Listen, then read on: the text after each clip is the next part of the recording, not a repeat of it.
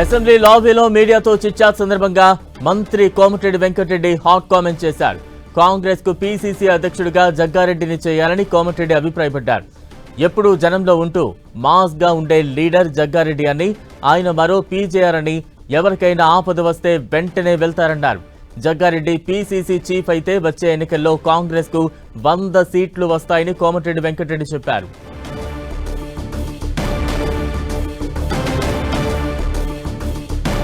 కోమటిరెడ్డి వెంకటరెడ్డి సంచలన వ్యాఖ్యలు చేశారు. పీసీసీ చీఫ్ గా జగ్గారెడ్డిని చేయాలంటూ కూడా కోమటిరెడ్డి సంచలన వ్యాఖ్యలు చేశారు. తాజా అప్డేట్స్ అందించేందుకు మా ప్రతినిధి ప్రతాప్ సిద్ధంగా ఉన్నారు. ప్రతాప్.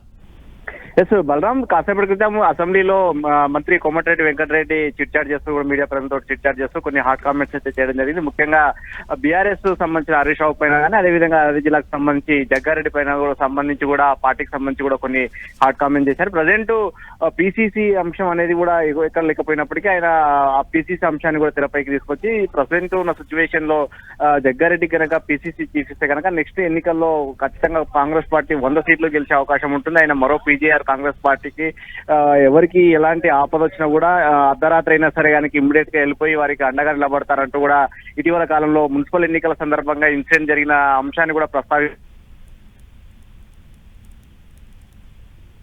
జగ్గారెడ్డి చేసి హార్ట్ఫుల్ గా ఉంటుంది. అదేవిధంగా అంటూ కూడా చెప్తూ ఆయన ఖచ్చితంగా 100 సీట్లు గెలుస్తుందంటూ కూడా. Right, thank you Pratap.